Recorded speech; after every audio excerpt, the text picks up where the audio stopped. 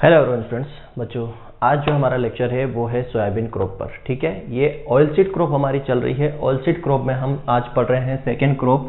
इससे पहले हमने ग्राउंडनट क्रॉप को पढ़ा था और आज हम पढ़ेंगे सोयाबीन क्रॉप। ठीक है, कुछ बच्चों के मैसेज भी आए थे कि सर जो हमारा कोर सीरियल्स जो बचे हैं, मतलब मोटे अनाज जैसे कि रागी, कोदो, कुटकी, वो भी कंप्लीट करवाएंगे। लेकिन पहले हम जो मेजर क्रॉप है उसको कंप्लीट कर लेते हैं। उसके बाद जो आपकी रिमेनिंग कोर्स रहेंगी वो जो बची हुई क्रॉप रहेगी उसको भी हम कंप्लीट करवाएंगे। पहले जो है महत्वपूर्ण जो फसलें हैं उनको कंप्लीट किया जाए। ठीक है, तो आज हम पढ़ेंगे क्या, सोयाबीन क्रॉप के बारे में। सोयाबीन जो है ये मध्य प्रदेश की बहुत ही अति महत्वपूर्ण फसल है और यहाँ से क्वेश्चंस आपके बनेंगे ही बनेंगे। ठीक है, यहाँ से क्वेश्चन बनेंगे। क्यों बनेंगे? क्योंकि सोयाबीन क्रॉप जो है पूरे अगर वर्ल्ड की बात करें तो पूरे वर्ल्ड में जो 50% एरिया प्रोडक्शंस कवर करती है ये ऑयलसीड के अंदर।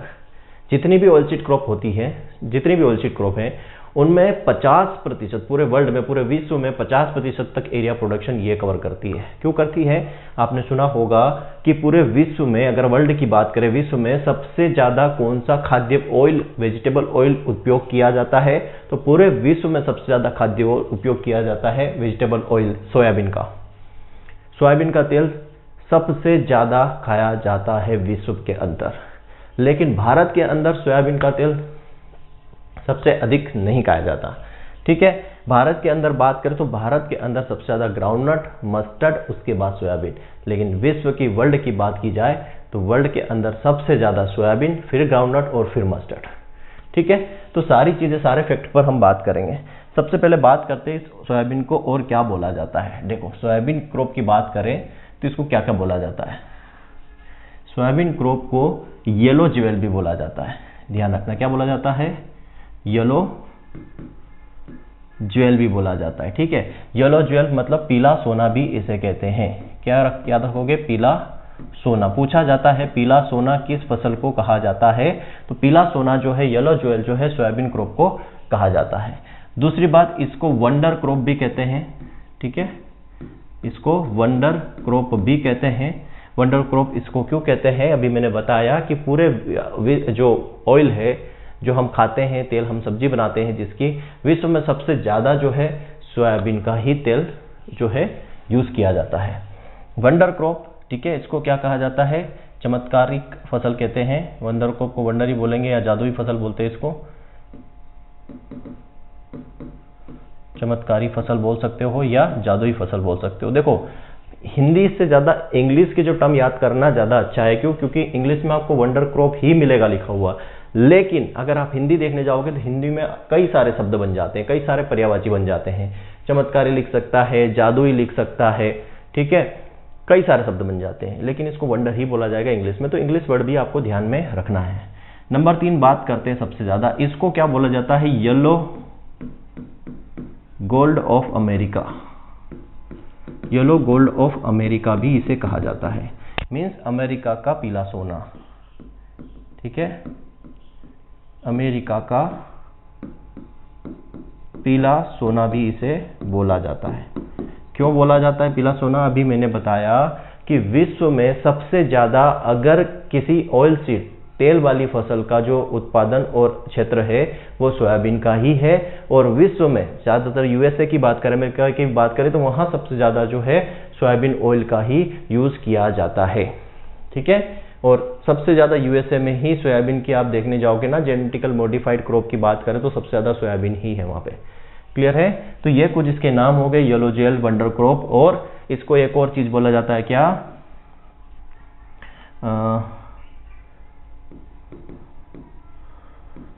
फोर्ट ऑफ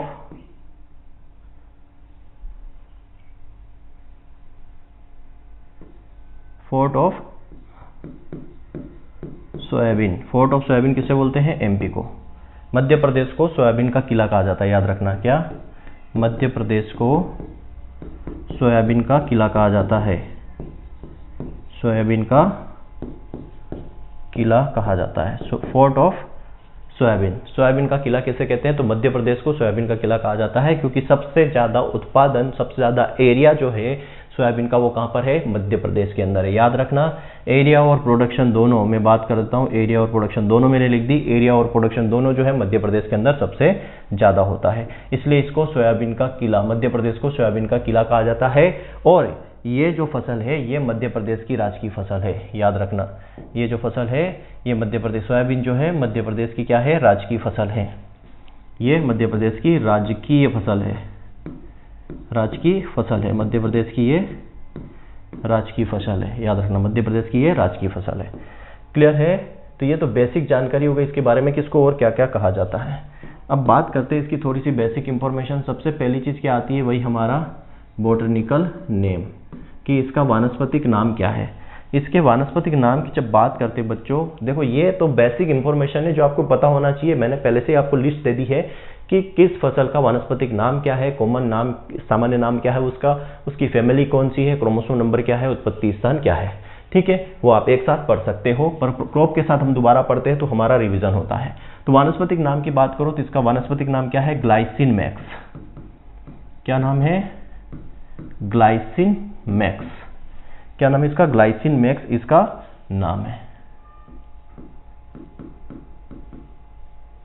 क्या नाम है इसका वानस्पतिक नाम, ग्लाइसिन, ग्लाइसिन मैक्स। ग्लाइसिन जो है, ग्लाइसिन मैक्स इसका वानस्पतिक नाम है। ठीक है, अब ये जो है ऑयलसीड क्रॉप है, इसको और एक चीज याद रखना, ये ऑयलसीड क्रॉप तो है, साथ में इसको और क्या बोला जाता है, मैं यहीं पे ऐड कर देता हूं इसको, ये ऑयल कम पल्सेस क्रॉप है। ऑयल कम पल्सेस क्रॉप है। मैंने क्लासिफिकेशन में भी बताया था, ये तिलहन सह दलहन फसल है, मतलब तिलहन के साथ साथ दाल वाली फसल भी है। याद रखना, ये तिलहन सह दलहन फसल है, मतलब ये तेल के साथ साथ जो है दाल वाली फसल भी है। वैसे तो इसको कंसीडर ही कहाँ किया जाता है, पल्सेस क्रॉप में, लेकिन मेजोरिटी इसका जो प्रोडक्शन है वो किस पर्पज से किया जाता है, ऑयल के पर्पज से किया जाता है, इसीलिए इसको ऑयल सीड के इसमें रखा जाता है। ठीक है, तो ये जो है ये भी क्या होता है, ऑयल सीड है और ऑयल कम पल्सेस क्रॉप है। ये किस क्रॉप में आएगी, क्योंकि इसकी जड़ों में भी घाटे होती है। याद रखना, ये पल्सेस क्रॉप नहीं है, ऑयल कम पल्सेस क्रॉप है। तो ऑयल सीड क्रॉप भी होती है ना, most of the oil seed crop जो होती है वो भी क्या करती है, नाइट्रोजन फिक्सेशन का काम करती है। सारी नहीं करती, जैसे मस्टर्ड नहीं करती क्योंकि उसकी जड़ों में घाटे नहीं होती है। तो ये सोयाबीन की क्रॉप भी क्या करती है, नाइट्रोजन स्थिरीकरण का काम करती है। क्यों, क्योंकि इसकी जड़ों में घाटे होती है, राइजोबियम होता है जो एटमॉस्फेरिक वातावरण, वायुमंडल में जो नाइट्रोजन उपस्थित है उसका सोइल के अंदर स्थिरीकरण करता है। तो हमें अगली क्रॉप के लिए, उस क्रॉप के लिए 25% कम नाइट्रोजन देने की आवश्यकता पड़ती है। तो बच्चों यहां पर ये सेकेंड बात यही आएगी कि इसका भी फैमिली क्या है। तो फैमिली क्या है, इसका कुल या इसका परिवार क्या है, किस परिवार से ये आती है।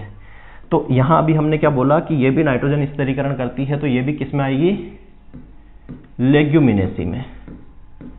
किस में आती है, लेग्यूमिनासी फैमिली के अंदर आती है। इसको फेबेसी भी बोला जाता है। लेग्यूमिनेसी फैमिली का नया नाम क्या है, फेबेसी। बार बार बताने की जरूरत नहीं है, लिख लेना कॉपी में। लेग्यूमिनेसी को फेबेसी भी बोला जाता है, जैसे पोएसी, ग्रेमिनी को पोएसी बोला जाता है। ठीक है, इसकी एक सब फैमिली भी होती है, पेपिलिनियोसी। पेपिलिनियोसी इसकी सब फैमिली भी है, सब कुछ आपके नोट्स में है। अब बात करते हैं यहाँ पर क्या, नंबर 3, इसका क्रोमोसोम नंबर क्या है। इसका क्रोमोसोम नंबर मतलब वही क्या, गुणसूत्र संख्या, गुणसूत्र। ये सब बताऊंगा मैं कि क्रोमोसोम होता क्या है।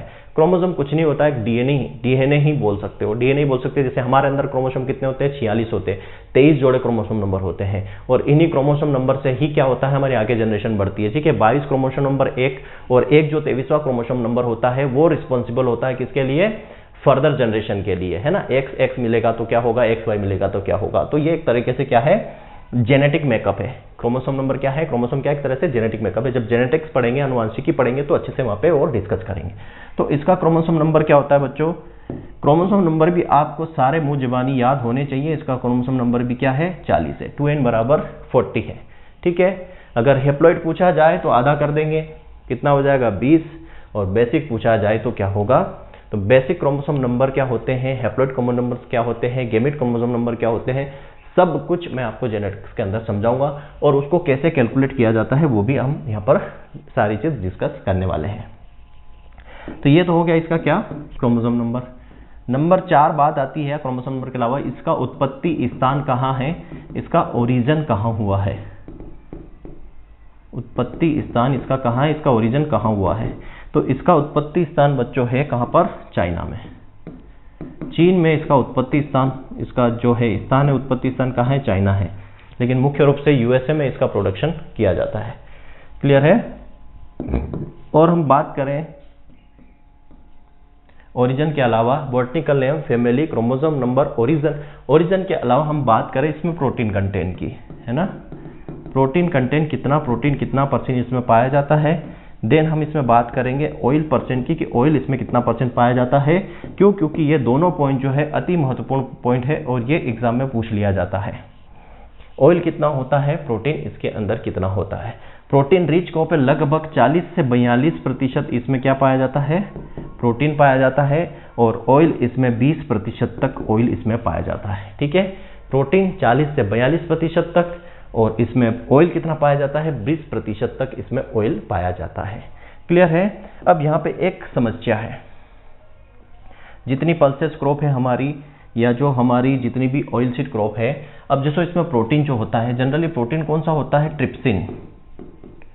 ट्रिप्सिन प्रोटीन होता है। ठीक है, ट्रिप्सिन क्या है, एक प्रकार का प्रोटीन है।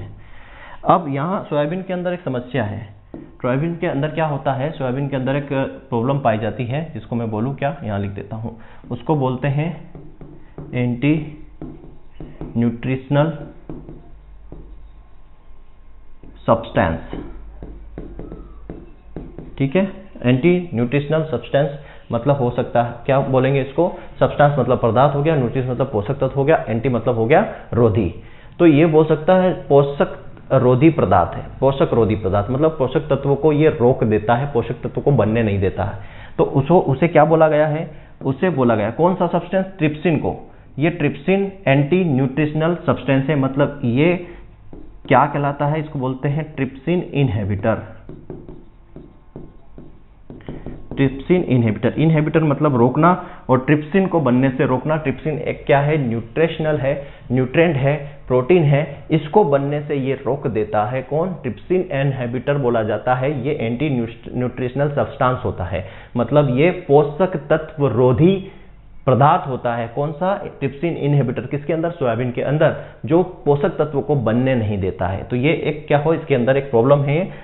पूछा जाता है कि सोयाबीन की क्रॉप में पाया जाता है, तो ट्रिप्सिन इनहिबिटर पाया जाता है, मतलब बोल सकते हैं इसको क्या, ट्रिप्सिन इनहिबिटर मतलब होता है रोधी, रोधक बोल सकते हो, रोधी बोल सकते हो। ट्रिप्सिन इनहिबिटर ही याद रखना, एग्जाम में ट्रिप्सिन इनहिबिटर ही पूछा जाएगा, ट्रिप्सिन इनहिबिटर ही लिखा मिलेगा, चाहे हिंदी हो या इंग्लिश हो। क्लियर है, इतनी बात समझ में आ गई। मैंने बताया था पूरे वर्ल्ड का, क्या बताया था मैंने, पूरे वर्ल्ड का 50% एरिया और प्रोडक्शन, 50% पूरे विश्व का 50% एरिया और प्रोडक्शन जो है किसका है, सोयाबीन का, among the oil seed, among the oil seed crops. जो तिलहन फसल है, तिलहन फसलों में पूरे विश्व में 50% तक एरिया और प्रोडक्शन जो है किसका है, सोयाबीन क्रॉप का है। किसका है, सोयाबीन क्रॉप का। विश्व में 50% जो है एरिया और प्रोडक्शन कवर करता है कौन, सोयाबीन क्रॉप। किसके बीच में, तिलहन फसलों के बीच में। तेल वाली फसलों में 50% एरिया और उत्पादन जो है वो किसका है, सोयाबीन क्रॉप का है। क्लियर है। और क्या चीजें इसमें हम डिस्कस कर सकते हैं, प्रोटीन कंटेंट हमने इसके अंदर डिस्कस कर लिया, ट्रिप्सिन इनहिबिटर इसके अंदर पाया जाता है। अब बात करते हैं कि प्लांट टाइप किस टाइप का है, इसके प्लांट टाइप की बात करते हैं, किस टाइप का ये प्लांट है। तो ये जो प्लांट है बच्चों, सोयाबीन जो है आपको पता होना चाहिए, ये खरीफ क्रॉप है, वर्षा ऋतु में लगाई जाने वाली फसल है। और खरीफ क्रॉप जो होती है, हमने पहला जितनी भी खरीफ क्रॉप होती है वो सब की सब क्या होती है, वो शॉर्ट डे प्लांट होती है, दीर्घ प्रकाश अवधि वाली फसल होती है, सॉरी लघु प्रकाश अवधि वाली फसल होती है। तो प्लांट टाइप जो है ये किस टाइप का फसल है, तो ये है कौन सा, शॉर्ट डे प्लांट है, शॉर्ट डे प्लांट है, लघु प्रकाश अवधि फसल है। ये कैसा है, लघु दिवस फसल है, लघु दिवस फसल है, ये लघु दिवस फसल है। कौन सी, सोयाबीन।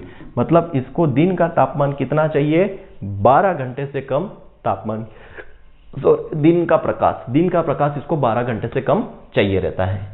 और शॉर्ट डे प्लांट है, और कौन सा प्लांट है, ये है C3 प्लांट, C3 पौधा है, ठीक है। प्लांट क्या है, ये सोयाबीन जो है C3 पौधा है। देखो C4 में आपको मोस्टली क्या याद रखना है, C4 में याद रखना आपका शुगर केन और मक्का। शुगर केन और मक्का मोस्ट इंपॉर्टेंट है C4 प्लांट के लिए क्रॉप फिजियोलॉजी में, हालांकि मैं फिर से पढ़ाऊंगा।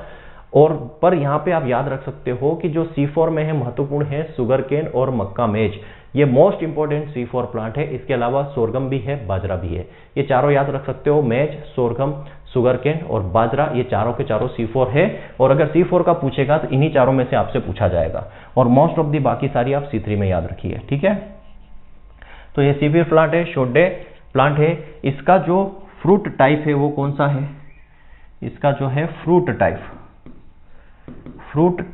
मतलब फल प्रकार की अगर हम बात करें, इसका जो है फल प्रकार किस प्रकार का है, इसका फल प्रकार की हम बात करें तो फल प्रकार क्या है इसका, इसमें क्या होती है, फल पोड होते हैं, फली होती है, क्या होती है, पोड, फली होती है, इसमें फली बनती है सोयाबीन के अंदर, तो फल प्रकार हो जाएगा यहाँ पे पोड, ठीक है। ये तो फल प्रकार हो गया।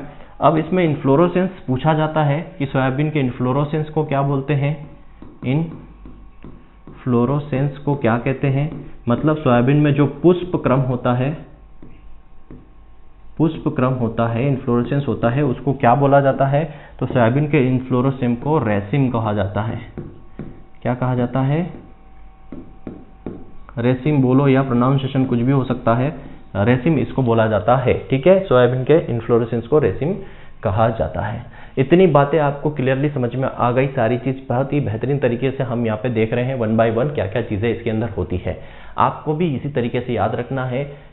ये इन्फ्लोरेसेंस पूछो, इन्फ्लोरेसेंस क्या होता है सोयाबीन का, पुष्पक्रम क्या होता है, रेसिम होता है, फ्रूट टाइप पोड होता है, सारी चीज़ें।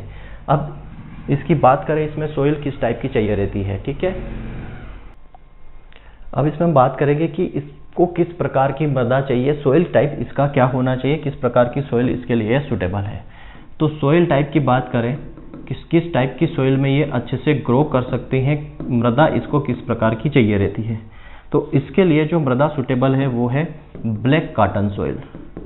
कौन सी, ब्लैक कॉटन सोइल इसके लिए बेस्ट है, या हम बोल सकते हैं कि क्ले सोइल जो है इसके लिए बेस्ट होती है, ठीक है। काली कपास मृदा हम बोल सकते हैं, काली कपास मृदा, ठीक है, काली कपास मृदा इसके लिए जो है बेस्ट होती है और इसके प्रति काफ़ी अफेक्टिव होती है, ठीक है। तो ये सोइल टाइप हमने समझा। अब हम यहाँ पे बात करेंगे किसकी, अब यहाँ पे इसके क्लासिफिकेशन की बात करेंगे। इसमें अलग अलग क्लासिफिकेशन यहाँ पे बात की गई है क्लासिफिकेशन की सोयाबीन के अंदर। तो यहाँ पे हम इसके क्लासिफिकेशन को अब डिस्कस करेंगे, वर्गीकरण को डिस्कस करेंगे। क्लासिफिकेशन से भी क्वेश्चन आपके बन सकते हैं। तो यहाँ पे जो सबसे पहला क्लासिफिकेशन है वो है मंचूरियन क्लासिफिकेशन, ठीक है। पहला क्लासिफिकेशन कौन सा है, मंचूरियन क्लासिफिकेशन, ठीक है। मंचूरियन क्लासिफिकेशन है यहाँ पर पहला। इसी तरीके से जो है टोटल 5 तरीके से इसको क्लासिफाई किया गया है। सेकेंड क्लासिफिकेशन की बात करें तो इसमें सेकेंड क्लासिफिकेशन है वो है जापानी। सेकेंड कौन सा है, जापानी क्लासिफिकेशन है दूसरा। तीसरा बात करें जापानी के बाद आता है मोर्टन, ठीक है। कौन सा है, मोर्टन क्लासिफिकेशन है। चौथा क्लासिफिकेशन इसमें है हॉर्ज, और पांचवा क्लासिफिकेशन है अमेरिकन क्लासिफिकेशन, ठीक है। ये हो जाएगा आपका हॉर्ज और ये हो जाएगा अमेरिकन। 3 तरीके से, टोटल 5 तरीके से इसको क्लासिफाई किया गया है, मंचूरियन, जापानी, देन फिर मोर्टन, हॉर्ज और अमेरिकन क्लासिफिकेशन। तो यहाँ पर एक क्लासिफिकेशन किस आधार पर है, तो ये क्लासिफिकेशन है सीड के कलर, बीज के कलर के आधार पर, उसके साइज के आधार पर, उसके शेप के आधार पर और उसकी परिपक्वता या मैच्योरिटी के आधार पर इसको क्लासिफाई किया गया है। तो मंचूरियन की बात करें तो जो मंचूरियन क्लासिफिकेशन इसका दिया गया है वो किस आधार पर था, तो मंचूरियन क्लासिफिकेशन जो इसका दिया गया था उसका आधार था सीड कलर। क्या था, सीड कलर इसका आधार था। यही याद रखना कि बीज का जो कलर है, बीज कलर जो है, बीज का जो रंग है, वही इसका आधार था मंचूरियन क्लासिफिकेशन। मंचूरियन क्लासिफिकेशन जो था किस आधार पर था, तो बीज रंग के आधार पर या बीज के कलर पे आधार पर। क्यों, देखो सोयाबीन जो है, आपने इसमें जो कलर क्या हो सकते हैं, एक तो येलो कलर हो सकता है सोयाबीन का, है ना, येलो के बाद ब्लैक कलर सोयाबीन होती है और ग्रीन कलर, 3 कलर आपने देखे होंगे। येलो कलर, ठीक है, मोस्ट ऑफ द एमपी में येलो कलर, येलो वाली हुई सोयाबीन होती है, और जब वो इमेच्योर होती है, जब पकती नहीं है, तब उसका जो क्या होता है, कलर ग्रीन होता है। और जो ब्लैक कलर आपने देखा होगा, जो काले रंग की सोयाबीन होती है, वो कहाँ होती है, वो महाराष्ट्र में होती है।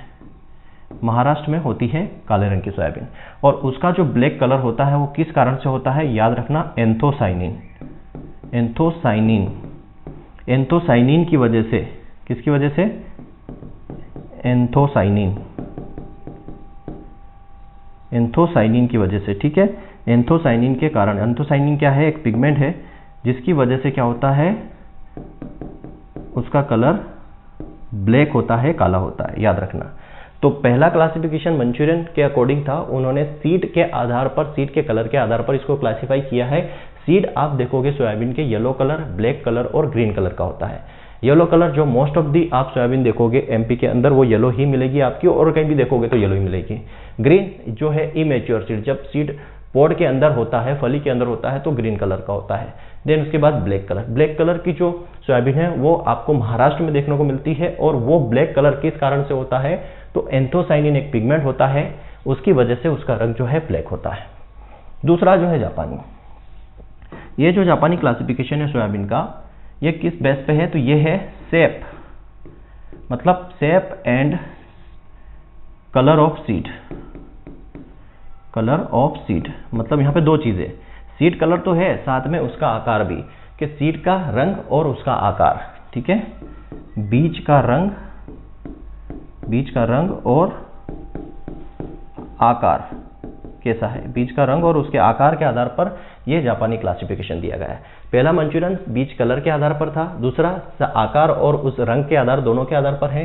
तीसरा जो है मोर्टन क्लासिफिकेशन, ये size and shape of seed, size and shape of seed, मतलब यहाँ पे क्या आ जाएगा, बीज का आकार और बीज का क्या आ जाएगा, यहाँ पे शेप और साइज दोनों, ठीक है, शेप भी आ जाएगा और साइज किस तरीके का शेप है उसका, और उसका साइज कितना है, दोनों आ जाएगा, आकृति और आकार दोनों, ठीक है। यहाँ पर क्या आ जाएगा, ये आकृति होगी कि बीज की आकृति क्या है, और यहाँ आ जाएगा बीज का आकार और आकृति, आकार और आकृति दोनों के आधार पर जो है क्लासिफिकेशन कौन सा है, मोर्टन का। हॉर्ज का जो क्लासिफिकेशन ये है साइज ऑफ पॉड, पॉड जो फली है उसकी साइज, ठीक है, फली का आकार, फली का आकार कितना है उस आधार पर हॉर्ज क्लासिफिकेशन है।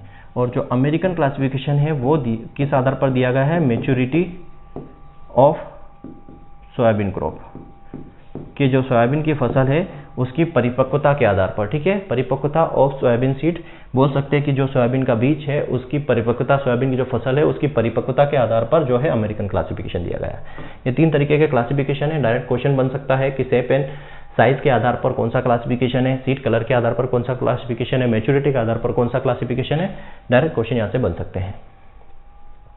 अब सीड की बात की है तो अब यहाँ पे नेक्स्ट हम बात करेंगे क्या, सीड रेट की, कितनी सीड रेट इसकी रिक्वायर्ड होती है, बीज दर कितनी रिक्वायर्ड होती है, ठीक है, बीज दर कितनी आवश्यक होती है सोयाबीन के अंदर। तो सीड रेट की बात करें, नॉर्मल सोइंग में इसको लगभग चाहिए 70 से 80 KG per hectare, normal sowing में, ठीक है, कौन सी, सामान्य बुआई में, नॉर्मल सोइंग में, सामान्य बुआई में कितनी सीड रेट चाहिए, 70 से 80। और अगर लेट सोइंग कर रहे हो तो 100 से 120 केजी पर हेक्टेयर चाहिए, ठीक है, किसके लिए, लेट सोइंग के लिए, देरी से बुआई, लेट सोइंग के लिए देरी से अगर बुआई कर रहे हैं तो कितनी चाहिए, 100 से 120 केजी, 100 से 120 केजी रिक्वायर्ड होती है जब अगर हम देरी से सोइंग कर रहे हैं।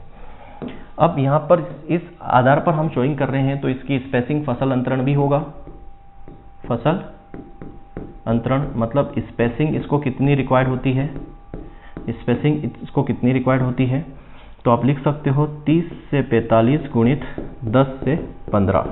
इसको क्या चाहिए, फसल अंतर स्पेसिंग की ज़रूरत होती है, डेप्थ की ज़रूरत है, कितने डेप्थ तक आप जो है गहराई तक जो है बुआई करेंगे इसकी, तो 3 से लेके 4 सेंटीमीटर इसकी आपको डेप्थ रखना है। और सोइंग करते कब है इसकी, तो हम सभी लोग जानते हैं ये खरीफ क्रॉप है, जून जुलाई में इसकी सोइंग होती है। और जून जुलाई में भी अगर पूछा जाए स्पेसिफिक कि सोइंग टाइम क्या है इसका, बुआई का समय क्या है, स्पेसिफिक समय अगर पूछा जाए तो याद रखना लास्ट वीक ऑफ जून, जून का आखिरी सप्ताह से लेकर first fourth night of July, first fourth night of July मतलब जुलाई का पहला पखवाड़ा। क्या लिखेंगे, जून का आखिरी सप्ताह, जून का आखिरी सप्ताह से लेकर, जून के आखिरी सप्ताह से लेकर क्या, जुलाई का पहला पखवाड़ा, जुलाई का पहला पखवाड़ा, इस बीच में आप इसकी सोइंग कर सकते हैं। ठीक है, अगर लेट सोइंग करेंगे तो सीड रेट हमें बढ़ानी पड़ेगी। ठीक है, उसी के अकॉर्डिंग स्पेसिंग जो है, अब हम सीड रेट बढ़ा रहे हैं मतलब स्पेसिंग कम कर रहे हैं, तो यहाँ पे मैं बता दूं अगर हम लेट सोइंग करें तो यहाँ पे 30 गुणित 10 रखी जाती है। ठीक है, यहाँ पर कम है, लगभग यहाँ 45 गुणित 15 रखेंगे या 60 गुणित 20 रखेंगे। इसी आधार पर हमने 30 से 15 से लेकर 10 से 15 जो है इसकी रो टू रो और प्लांट टू प्लांट स्पेसिंग रखी है। तो ये बात हो गई यहाँ पर कि सीड रेट क्या है, स्पेसिंग क्या है, सोइंग टाइम है, कब हम बुआई करेंगे। देन हम बात आती है कि इसमें मेथड कौन सी यूज़ की जाती है सोइंग के लिए। सोइंग के लिए इसमें कौन सी मेथड यूज़ की जाती है, सोइंग मेथड क्या होती है इसकी, तो सोइंग अगर मेथड का याद करें, बुआई विधि की बात करें तो इसकी बोने की जो विधि होती है वो रीज एंड फरो मेथड होती है। कौन सी, रीज एंड फरो मेथड होती है। ठीक है, रीज एंड फरो मतलब इस तरीके से, ये आप अगर सोयाबीन की फील्ड देखोगे तो आपको इस तरीके से दिखेगा। तो ये वाला पार्ट है, ये कौन सा है, ये रीज है, और ये अंदर मुड़ा वाला पार्ट ये फरो है। तो सोयाबीन कहाँ लगाई जाती है, जो रीज होता है, रीज होता है ये यहाँ पर होती है, इस पर होती है सोयाबीन का प्लांट। ठीक है, तो रीज एंड फरो मेथड इसमें यूज की जाती है। ठीक है, मेड़ एंड कूड़ विधि क्या बोलते हैं इसको हिंदी में, इसको बोला जाता है मेड़ एवं कूड़ विधि। तो ये हो गया आपका मेड़, ठीक है, और ये हो गया आपका, ये जो है खाली ये हो गया आपका कूड़। तो मेड़ एंड कूड़ विधि इसमें उपयोग की जाती है किसके अंदर, सोयाबीन की सोई के लिए। अब बात करते हैं इसकी महत्वपूर्ण वेराइटीज़ की, किस्मों की। ठीक है, महत्वपूर्ण वेराइटी या किस्मों की बात करते हैं। तो इसमें महत्वपूर्ण वेराइटी और किस्म की अगर हम बात करें तो इसमें जो है महत्वपूर्ण किस्म है वो है कौन सी, विदेशी किस्मों की बात करें तो सबसे महत्वपूर्ण है इसके अंदर सोयाबीन के किस्मों की हम बात कर रहे थे। तो सोयाबीन के किस्म या वेराइटीज़ की बात करें तो दो अलग अलग तरीके से है यहाँ पे। एक होती है कौन सी वेराइटी, एक जो है हमारी अमेरिकन वेराइटी बोल सकते हैं या जो विदेशी किस्म है, दूसरी जो है इंडियन किस्म है। तो यहाँ पे महत्वपूर्ण है कौन सी, विदेशी जो किस्म है हमारी, जो अमेरिकन किस्म है वो महत्वपूर्ण है। सबसे पहले इसमें कौन सी है, ब्राग, ये जो किस्म है, ठीक है, क्या बोला जाता है इसको, ब्राग। इसमें सेकेंड जो किस्म है वो है ली, ब्रेटली से याद रख सकते हो, ब्रागली, ब्रागली, ब्रेटली, ब्रागली। ठीक है, तो ब्रेगली मतलब ब्राग और ली, और ब्रेटली आप याद रख सकते हो, जो है क्या है, ऑस्ट्रेलिया का एक फास्टर बॉलर था, उसके नाम पे आप याद रख सकते हो, ब्रेटली मतलब ब्रागली। फिर क्लार्क भी एक क्रिकेटर है, माइकल क्लार्क, वो भी का है, वो भी ऑस्ट्रेलिया से हैं, तो उसके नाम पर भी आप याद सकते हो क्या, क्लार्क 63, क्लार्क 63 सारे खिलाड़ी के नाम है। चौथा आप याद रख सकते हो, क्या हो गया, ब्राग, ली, क्लार्क। क्लार्क के बाद एक होता है ब्लैक हर्ट, ब्लैक हर्ट जो है वो भी इसकी वैरायटी है। ठीक है, ली हो गया, क्लार्क 63 और ब्लैक हर्ट। ये जो किस्म है कौन सी है, ये विदेशी किस्म है जो क्या है, सोयाबीन की अति महत्वपूर्ण किस्म है, ब्राग, ली, क्लार्क और ब्लैक हर्ट। ठीक है, इंडियन किस्मों की बात करें या भारतीय किस्मों की बात करें, वेराइटीज़ की बात करें, तो उसमें जो है आपको महत्वपूर्ण कौन कौन सी हो याद रखना है। कौन सी वैरायटी, इंडियन वेराइटीज़ की अगर मैं बात करूं, इंडियन किस्मों की बात करूं तो इसमें आपको याद रखना है JS 335, JS 9560, JS 9305, ठीक है, JS 9305 अंकुर होती है। 9305 के बाद क्या है, अंकुर। ये महत्वपूर्ण किस्में हैं जो आपको याद रखनी है, JS 335, JS 9507 और JS 9572, ये महत्वपूर्ण किस्में हैं जो आपको याद रखनी है। क्लियर है। अब यहाँ पे बात करते हैं, ये तो सारी क्या हो गई, वेराइटीज हमारी किस्में हो गई। अब इसमें कुछ इंपॉर्टेंट जो है इंसेक्ट पेस्ट है, उसको आपको याद रखना है। सबसे पहली बात करते हैं, इसमें इंसेक्ट जो है, महत्वपूर्ण इंसेक्ट कौन कौन से यहाँ पर लगते हैं सोयाबीन के अंदर, ठीक है। सबसे पहले हम बात करेंगे इंसेक्ट की, जो कीट हैं वो कौन कौन से हैं। हालांकि कीट के बारे में हम पैथोलॉजी के अंदर अच्छे से डिटेल में पढ़ेंगे, कौन सा कीट किस क्रॉप के लिए क्या नुकसान पहुंचाता है, क्या उसके सिम्टम होते हैं और क्या वो फसलों पर किस तरीके से अटैक करता है, वो सारा हम पैथोलॉजी के अंदर पढ़ेंगे। बट यहाँ आप एटलीस्ट कम से कम नाम याद कर सको फसल के साथ कि इस फसल में कौन कौन से कीट लगते हैं, तो वो नाम आपको याद कर लेना है फिलहाल, ठीक है। बाकी इसकी डिटेल हम पैथोलॉजी में पढ़ेंगे। कीट की बात करते हैं तो यहाँ पर जो है महत्वपूर्ण कीट की अगर बात करें तो स्टेम फ्लाई लगता है। क्या होता है, स्टेम फ्लाई, ठीक है। दूसरा यहाँ पे गर्डल बीटल, गर्डल बीटल अति महत्वपूर्ण कीट है, गर्डल बीटल, ठीक है। पॉड बोरर यहाँ पर लगता है, पॉड बोरर। एफिड या बोल सकते हैं इसको क्या, अपना व्हाइट फ्लाई इसमें लगता है, व्हाइट फ्लाई। व्हाइट फ्लाई जो है ये वेक्टर है किसके लिए, येलो मोजेक डिजीज के लिए। सोयाबीन में एक महत्वपूर्ण रोग होता है, वायरस रोग, संक्रमित रोग, जिसको हम क्या बोलते हैं, येलो मोजेक, ठीक, येलो मोजेक लगता है। वो जो वायरस है वो कौन फैलाता है, तो वो फैलाने वाली जो मक्खी है ये व्हाइट फ्लाई है, ठीक है। बमेशिया टिबिकाई नाम क्या है इसका, इसका अगर नाम करें तो ये है बमेशिया टबेकाई, ठीक है। बमेशिया टबेकाई जो है ये व्हाइट फ्लाई का जो है साइंटिफिक नेम है, और ये क्या करती है, ये वेक्टर है, याद रखना किसका वेक्टर है, ये वाहक है, ये वाहक है किस रोग का, ये वाहक है येलो मोजेक, येलो मोजेक का, ठीक है, येलो मोजेक का, या जो है हम बोल सकते हैं क्या, पीला मोजेक। और ये बीमारी सबसे अधिक किस वैरायटी में पाई गई, तो JS 335, JS 335 में सबसे ज़्यादा इसका अटैक होता है येलो मोजेक का। और कौन फैलाता है, तो ये व्हाइट फ्लाई जो मक्खी है वो जो है वेक्टर का काम करती है येलो मोजेक डिजीज के लिए। पॉड बोरर का जो नाम है वो क्या आप लिखोगे, ठीक है। पॉड बोरा जो है हेलिकोवर्पा आर्मीजेरो, हेलिकोवर्पा आर्मीजेरा, ये इसका साइंटिफिक नेम है। गर्डल बीटल की बात करो तो ये आ जाएगा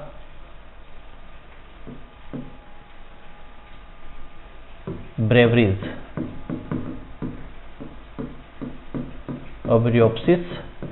ओबेरियोप्सिस बेवरीज नाम इसका। और स्टेम फ्लाई जो है वो क्या है, मेलानोग्रोमाइजा,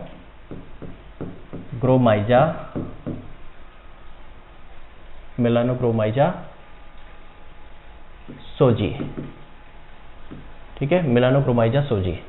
तो स्टेम फ्लाई जो है तना मक्खी जो है, ठीक है, हिंदी में नाम लिखना चाहो तो लिख लो, इसको बोलते हैं तना मक्खी, ये तना मक्खी है, ठीक है। ये गर्डल बीटल है,